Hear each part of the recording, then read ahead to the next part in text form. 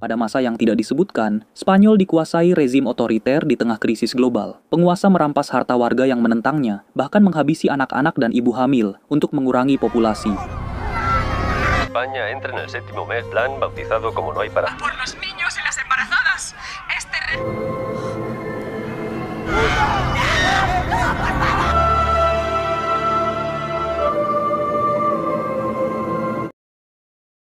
Dalam kondisi mengerikan ini, sepasang suami istri bernama Nico dan istrinya yang sedang hamil tua, Mia, merencanakan pelarian ke Irlandia dengan menyelundup ke dalam kontainer kapal barang.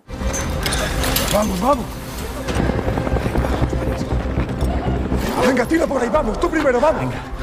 Beberapa keluarga lain pun terpaksa melakukan hal serupa demi meninggalkan negara kacau ini yang sudah dirusak dengan kebijakan iblis. Masuk ke kontainer tentu tidak gratis, di mana Nico harus membayar mahal pada penyelundup. Namun karena dananya kurang dikit, ia memaksa Mia melepas cincin kawin mereka. Dame tu anillo. Ya. Venga, vamos.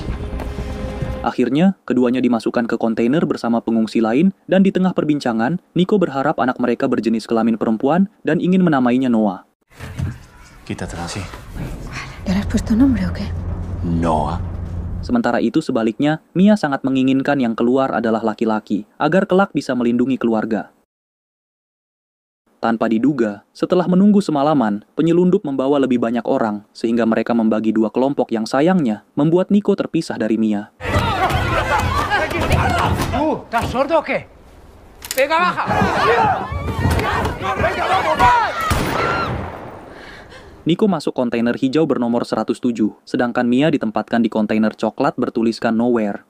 Takut kehilangan Nico, Mia pun meneleponnya untuk mengatakan tak mau ditinggal sendirian. Walaupun demikian, Nico sebagai suami berusaha menenangkan Mia bahwa semua akan baik-baik saja. Para encontrarnos ahora.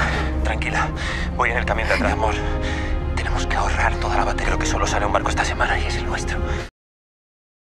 Kedua kontainer kemudian mulai berangkat ke pelabuhan, yang dalam perjalanan, Mia menyaksikan warga disiksa dan ditangkap tentara rezim, khususnya ibu hamil.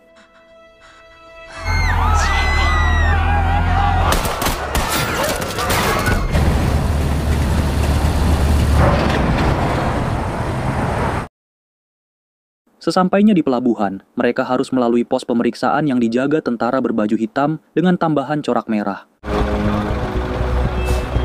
Hay que irse al fondo. Es que si me retraso me penaliza. Ya, pero yo tengo que mirar el interior, ¿sabes? Tiba-tiba, komandan tentara memeriksa kontainer Nowhere yang membuat supirnya terlihat panik. Untungnya saat komandan masuk, ia tak melihat siapapun karena Mia dan para pengungsi bersembunyi di balik ruangan lain yang sudah dipersiapkan.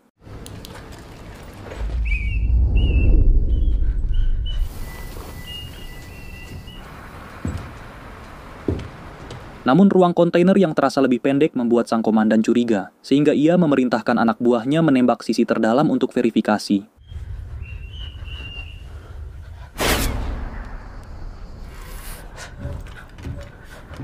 Akhirnya terbukti, ada ruang tersembunyi di baliknya, dan tentara pun memberi ancaman agar para calon imigran keluar, atau akan dihabisi semua. No tengáis miedo, nos vamos a hacer. ¡Sid saliendo! Mia yang ketakutan langsung naik ke tumpukan paket, tepat sebelum salah satu pengungsi membuka sekat agar tidak dihabisi. ¿No queréis salir?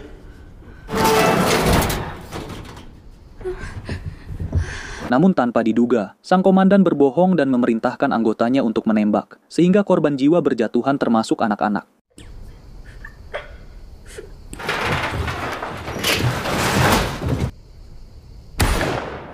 Sementara itu, Mia selamat karena bersembunyi di atas paket dan menjadi satu-satunya yang hidup, dan setelah dibersihkan, akhirnya kontainer tersebut dimuat ke kapal kargo menuju Irlandia. Mia yang khawatir dengan keadaan suaminya, langsung menelpon namun sayangnya, panggilannya tidak kunjung dijawab oleh Nico. Saat kapal mulai berlayar, Mia menemukan tas yang tertinggal berisi bor, sedikit makanan minuman, ponsel lipat, dan lampu darurat.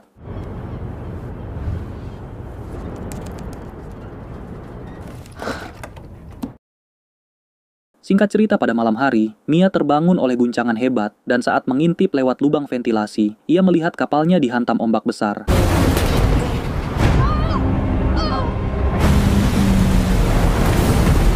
Mia pun langsung berteriak minta tolong pada koordinator penyelundup, namun mereka tak memiliki waktu banyak untuk membuka semua kontainer.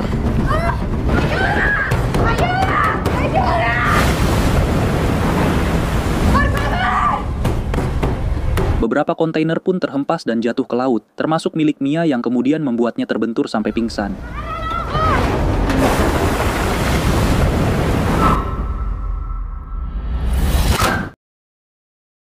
Saat sadar, Mia mendapati kontainernya mengapung di tengah laut bersama kontainer lain, di mana layar ponselnya retak sehingga tak bisa membuka pola, sementara ponsel lipat terkunci pin.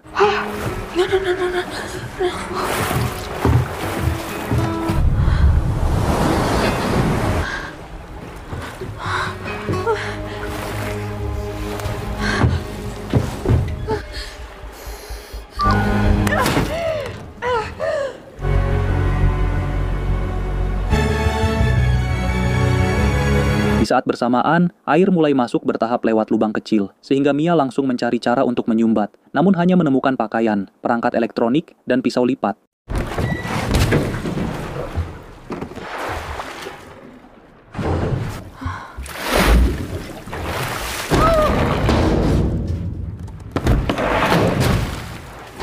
Untungnya, ia menemukan isolasi kuning dan segera menutup lubang itu, walau hanya sementara, dan saat Mia membuka buku diarinya, jeritan pengungsi lain terdengar.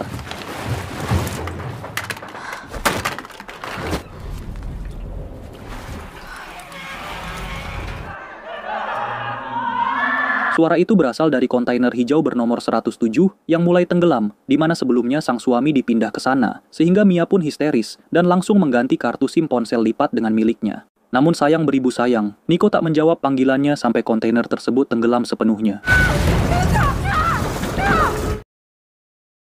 Hal tersebut membuat Mia menangis histeris karena yakin sang suami tewas, dan di malam harinya, keputusasaan semakin jadi hingga mendorongnya untuk melakukan bundir. Namun saat merasakan bayinya bergerak, ia urungkan niat itu, dan singkat cerita, Mia tertidur sambil memimpikan paket yang tergantung jatuh dan kontainer mulai tenggelam.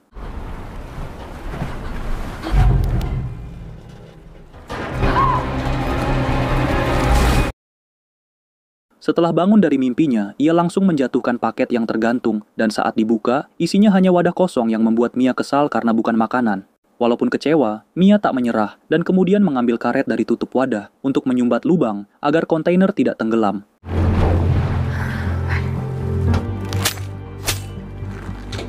Bukan hanya itu, ia pun memanfaatkan selang yang ada di salah satu paket untuk menguras air yang ada di dalam, sambil memberi catatan penghitung hari Mia terdampar.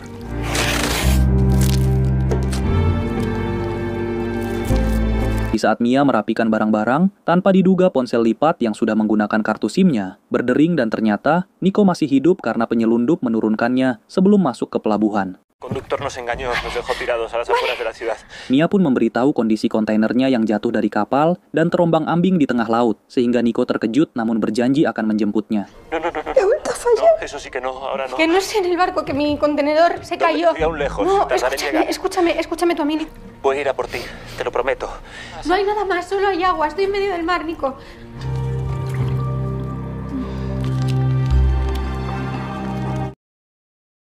Singkat cerita, pada malam hari, kontainer Mia masuk ke badai petir, sehingga dalam situasi ini, air ketubannya pecah, dan ia pun langsung mencari posisi darurat untuk melahirkan.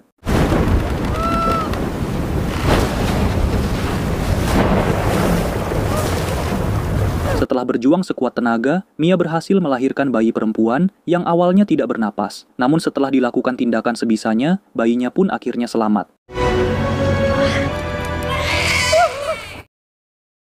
Keesokan harinya, Mia mencoba melubangi atap kontainer dengan bor agar sinar matahari masuk. Namun sayangnya, suara mesin membuat sang bayi menangis, ditambah air ASI-nya belum bisa keluar. Déjame hacer esto, déjame, tengo que hacer Tak punya banyak pilihan, Mia memutuskan untuk lanjut mengebor sampai baterai alatnya habis, sementara atap masih belum terbuka. Perdóname.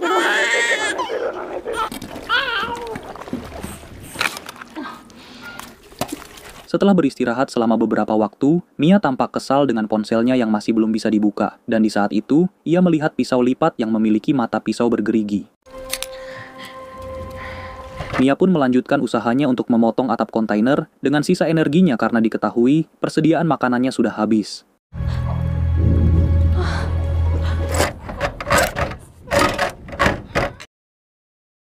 Singkat cerita, pada malam hari, rasa laparnya semakin tak tertahan hingga akhirnya Mia terpaksa memakan ari-ari bayinya.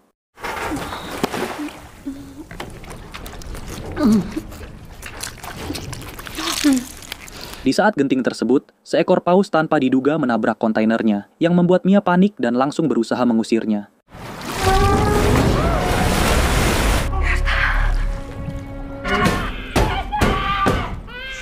Keesokan harinya saat Mia melanjutkan pemotongan bagian atas, pisau lipatnya patah dan membuatnya semakin putus asa.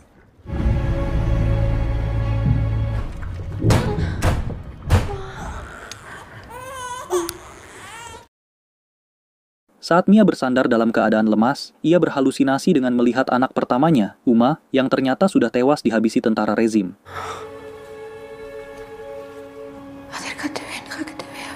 Tanpa diduga, ia terbangun manakala air hujan masuk melalui lubang atap dan kemudian sadar bahwa wadah kosong yang begitu banyak bisa dimanfaatkan. Saat melihat kaleng makanan, Mia mendapat ide untuk membuka bagian atap dengan menggunakan tali kargo yang ditempatkan sedemikian rupa.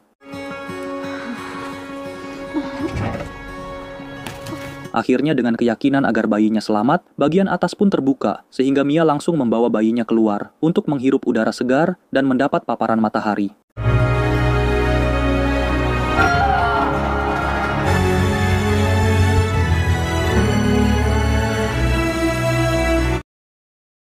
Kemudian di hari berikutnya saat Mia mengganti popok, ia tak sengaja mendapati bahwa kotoran bayinya dimakan oleh sekumpulan ikan. Tanpa menyiapkan kesempatan itu, Mia pun membuat tombak darurat dan melemparkannya. Namun setelah beberapa kali, usahanya gagal karena ia masih pemula.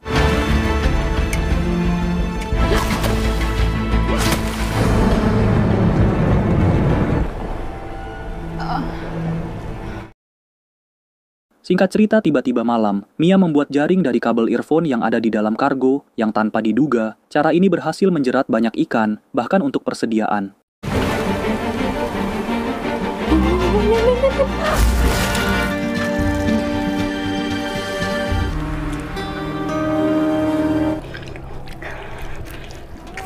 Ia juga membuat pesan permintaan tolong dengan memanfaatkan wadah kosong kedap air, lalu menyebarkan ke laut sambil berdoa agar seseorang bisa menyelamatkannya. Kemudian di hari ke-12, Mia mendengar ketukan dari luar yang dikira tim penyelamat. Namun ternyata, suara tersebut berasal dari salah satu wadah yang belum terbawa ombak.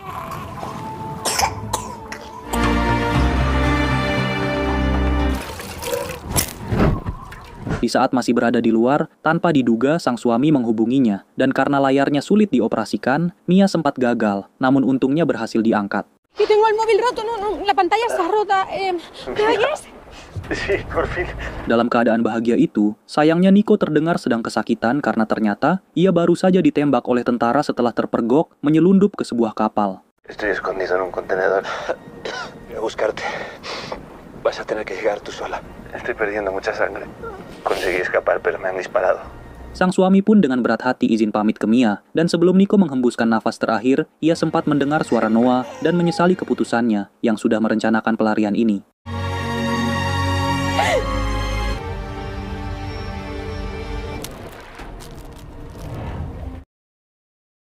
Kemudian pada hari ke-26, air laut hampir memenuhi kontainer, sehingga Mia membuat rakit darurat untuk berjaga-jaga, karena cepat atau lambat, mereka akan tenggelam.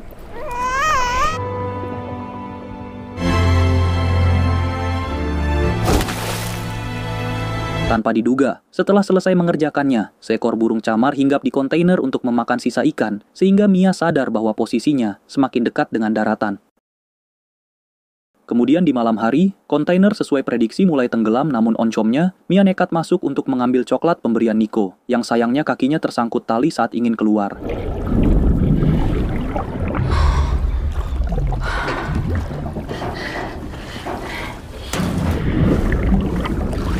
Setelah berjuang keras untuk memotong tali, akhirnya Mia berhasil keluar sebelum kontainer tenggelam lebih dalam. Namun sayang, bayinya sudah terseret jauh oleh ombak.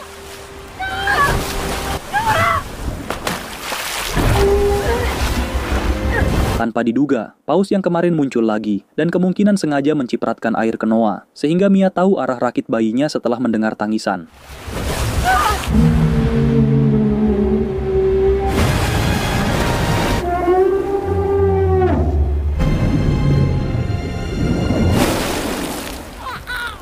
Mia langsung berenang mendekati bayinya, namun karena ukuran rakit yang terbatas, ia pun hanya bisa naik setengah badan. Di pagi hari setelah terombang-ambing penuh harap, Mia mengalami hipotermia, dan sebelum pingsan, ia menebar sisa ikan untuk memancing burung camar mendekat ke rakitnya. Tanpa diduga, sebuah keluarga nelayan Irlandia kebetulan sedang mencari ikan di wilayah itu, di mana istrinya tak sengaja melihat rakit yang sedang dikerumuni oleh burung camar.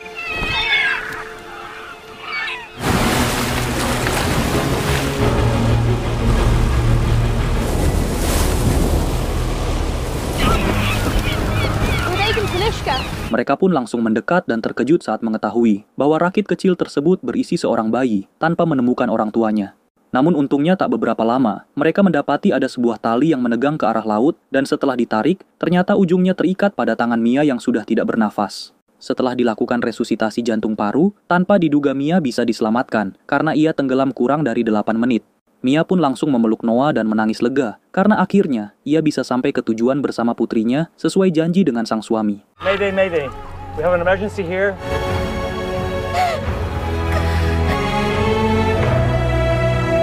Terima kasih sudah menonton 46 Movies, jangan lupa subscribe bila suka, dan sampai jumpa di alur cerita film berikutnya.